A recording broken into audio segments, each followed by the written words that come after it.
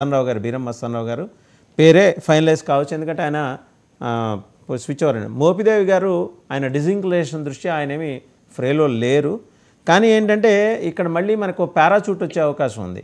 BJP తెలంగాణలో BC రాజకీయాల కోసం బీజేపీ తెలంగాణ బీసీ నాయకుడిని వైసీపీ ఇంతకుముందు ఏం చేసిందో ఇప్పుడు బీజేపీ కూడా అదే చేయబోతున్నట్టు. ఆయన బీజేపీ టికెట్ నుంచి కంటెస్ట్ చేస్తారు, గెలుస్తారు.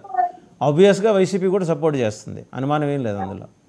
మరి ఈ ఎపిసోడ్లో కొంచెం సందేహాలు వస్తున్నాయి.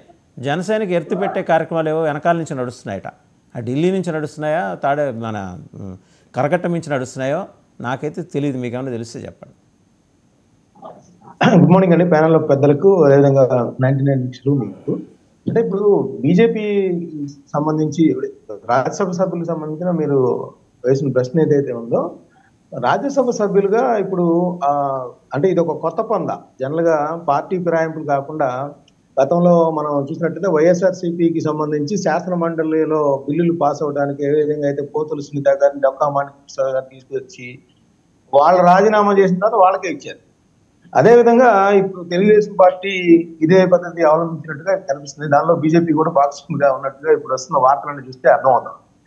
ఎందుకంటే బేదా మస్తానరావు గారు రాజీనామా చేసినప్పుడు ఆయన ఏ పార్టీలో అనేది చెప్పలేక, బట్ చంద్రబాబు నాయుడు గారికి అనుకూలంగా మాట్లాడారు, రాజీనామా చేశారు. అయితే ఆయనకి ఇచ్చిన ప్రామిస్ ఏంటంటే మీ స్థానం మీకే ఇస్తామని చెప్పేసి చెప్పారు తెలుగుదేశం పార్టీ అధిష్టానం నుంచి. సో అందువల్ల ఆయనకి కన్ఫర్మ్డ్ గా ఆ స్థానం లభించినట్టు ఇక్కడ అర్థం. రెండోది ఏంటంటే కృష్ణయ్య గారు అయితే అసలు ఏ వ్యాఖ్యానం చేయకుండానే ఆయన రాజీనామా చేశారు. ఆయన చెప్పింది ఏంటంటే, నేను బీసీ ఉద్యమానికి చాలా కీలక పాత్ర వహించాలి, అవసరం ఉంది కాబట్టి నేను దానిలోకి వెళ్తాను, ఆ రిజర్వేషన్స్ కానీ అవన్నీ చేయాలి కాబట్టి అని చెప్పేసి చెప్పారు. మూడోది ఇక మోపిదేవి గారేమో నాకు తెలిసిన సమాచారం ప్రకారం అయితే ఆయనకి ఎమ్మెల్సీ స్థానం ఇస్తా అన్నారు. అదేవిధంగా వాళ్ళ అబ్బాయికి రానున్న అసెంబ్లీ ఎన్నికలు కానీ ఇతరత్ర కానీ ఆయనకి అసెంబ్లీ నియోజకవర్గానికి సంబంధించి ఇన్ఛార్జ్ పదవి ఇస్తాను. ఇవి ఒప్పందం. అయితే ఇప్పుడు కృష్ణయ్య గారి ఇప్పుడు అంటే నాగబాబు గారి పేరు అంటే ఆయన అనకాపల్లి స్థానాన్ని ఆశించి కేవలం కూటమిలో ఏదైతే సీట్ల సర్దుబాటులో త్యాగం చేయాల్సిన పరిస్థితి వచ్చిందో, ఆ నేపథ్యంలో ఆయనకు అప్పట్లో జనసేన గారు కానీ, జనసేన పార్టీకి సంబంధించి కానీ, లేదంటే కూటమిలో కానీ ఆయనకు ఒక ప్రామిస్ అయితే వచ్చింది. అప్పట్లో రానున్న కాలంలో ఆయన రాజ్యసభ కనుక వస్తే ఇస్తారు. బట్ దాని నేపథ్యంలోనే ఇప్పుడు ఆ రాజ్యసభ 3 స్థానాల్లో ఒకటి అంటే మస్తానరావు గారికి కన్ఫర్మ్ అయింది కాబట్టి కృష్ణయ్య గారు రాజీనామా చేసిందా లేకపోతే ఇంకేదన్నా వచ్చే అవకాశం ఉందనేది అనుకున్న పరిస్థితి. అయితే అక్కడ మోపిదేవి గారికి సంబంధించి ఏమో టీడీపీకి గల్లా చేయదేవు, మళ్ళీ కొంతమంది పేర్లు వినిపిస్తారు. కృష్ణయ్య గారు ఆల్రెడీ అవునండి. కృష్ణయ్య గారు ఆల్రెడీ రిజర్వేషన్ ఉద్యమంలోకి వెళ్తానని చెప్పి వెళ్ళిన వ్యక్తికి మళ్ళీ ఇప్పుడు బీజేపీ తరఫున ఏ విధంగా అనేది అంటే ఇప్పుడు నాగబాబు గారికి ఇక్కడ ప్రస్తుతానికైతే అక్కడ స్థానం కల్పించే పరిస్థితి కనిపించట్లేదు అనేది నేను చెప్తాను. ఎందుకంటే అక్కడ రాజకీయాలు ఎలా ఉంటాయంటే, వైఎస్ రాజశేఖర రెడ్డి గారు ఉన్నప్పుడు కేవీపీ రామచంద్రరావు గారిని రాజ్యసభకు పంపాలని 3 సార్లు ప్రయత్నించి విఫలమయ్యారు. ఆయన 4వసారి ఎప్పుడో ఆయనకి సక్సెస్ అయ్యారు అనమాట.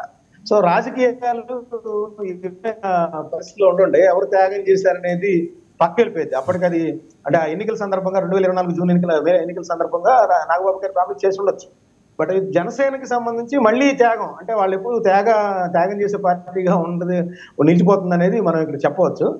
నాగబాబు గారికి కూడా అంత సుముఖంగా ఉన్నట్టు ఆ స్థానం లభించేది చెప్పట్లేదు. సరే, ఈ మొత్తం ఇందాక డిస్కషన్ జరుగుతుంది నేను చెప్తానండి. ఇప్పుడు బీజేపీకి సంబంధించిన రవికిరణ్ గారు కానీ, అరుణ్ గారు కానీ చెప్పిన నేపథ్యంలో కాకినాడ పోర్టుకి సంబంధించి ప్రతి సంవత్సరం మూడేళ్లుగా దాదాపు మనకి 12,800 కోట్ల రూపాయలు ఏడాది ఖర్చు అవుతుంటే 9,000 నుంచి 10,000 కోట్ల రూపాయలు బియ్యం స్మగ్లింగ్ జరిగిందని చెప్తా ఉన్నారు. అక్కడ పోర్టు అధికారుల మీద మనకు అధికారం లేదు.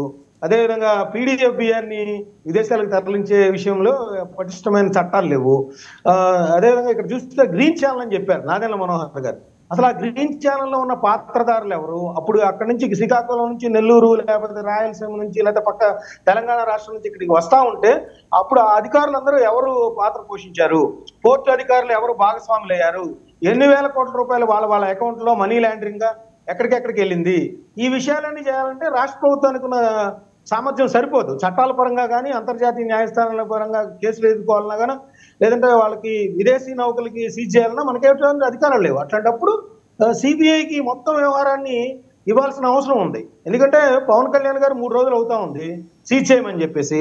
ఆయన ఉద్దేశం ఏంటంటే అక్కడ ఉన్న సమస్యల్ని కానీ, అక్కడ ఉన్న ప్రమాదకరమైన పరిస్థితులు, టెర్రరిజం కానీ, వెపన్స్ కానీ, లేకపోతే గంజాయి కానీ, మారద్రవ్యాలు కానీ మన దేశాల్లోకి వచ్చే అవకాశం ఉంది కాబట్టి వాటిని ఎలివేట్ చేసే ప్రయత్నం చేశారు.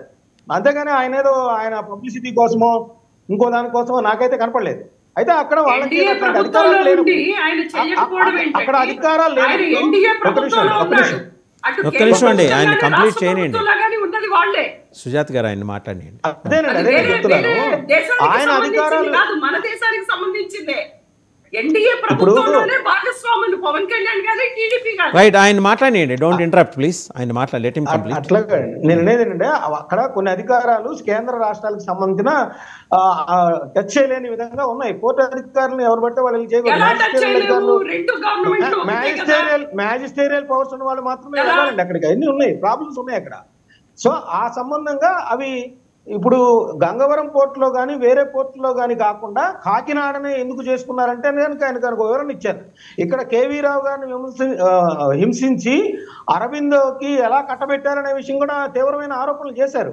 అంటే పోర్ట్ అంతటిని ఆధీనంలో చేసుకొని ఆ తర్వాత ఈ స్మగ్లింగ్ కార్యక్రమాలకి ఆయన రూపకల్పన చేశారు. ఆ విధంగా వేల కోట్ల రూపాయలు వచ్చినాయి అనేది నాదెండ్ల మనోహర్ గారు చెప్పినప్పుడు, ఇక్కడ బీజేపీ ఉంది, పైన బీజేపీ ఉన్నప్పుడు వెంటనే వాళ్ళు కన్సర్న్ కేంద్ర నాయకత్వాన్ని సంప్రదించి ఇక్కడ ఇన్ని వేల కోట్ల రూపాయలు స్మగ్లింగ్ జరిగింది, ఈ విధంగా పోర్టులు కూడా ఆధీనంలో ఉంచుకున్నారు. ఈ విషయాలన్నింటి కూడా ఒక సిబిఐ విచారణకి పవన్ కళ్యాణ్ గారే లేకపోతే నాదెండ్ల మనోహర్ గారు, చంద్రబాబు నాయుడు గారు డిమాండ్ చేసి ఆ విధంగా అప్పచెప్పి అప్పుడు కానీ దోషులు తేలే అవకాశం ఉండదు. కానీ ఇప్పుడేదో 2 ప్రెస్ మీట్లు పెట్టి లేకపోతే ద్వారంపూడి గారు దానికి కౌంటర్ ఇచ్చి లేకపోతే వీటి వల్ల పెద్ద ప్రయోజనం ఏం కనిపించలేదు. ఏదైతే పవన్ కళ్యాణ్ గారు ఎలివేట్ చేశారో, ఎన్ని వేల కోట్ల రూపాయలు ప్రజాధనం వృధా అవుతుందని కనిపెట్టారో వాటంతటినీ కూడా సద్వినియోగం చేయాలంటే సిబిఐకి అప్పగించి ఈ దోషులు ఎవరిని తేల్చాల్సిన అంశం ఉందనేది నా అభిప్రాయం. రైట్, అంటే నేను మీ అభిప్రాయంతో ఏకీభవిస్తూనే ఇంకొక మాట, ముందర చట్టం చేయాలి సిబిఐకి, తర్వాత అప్పచెప్దాం.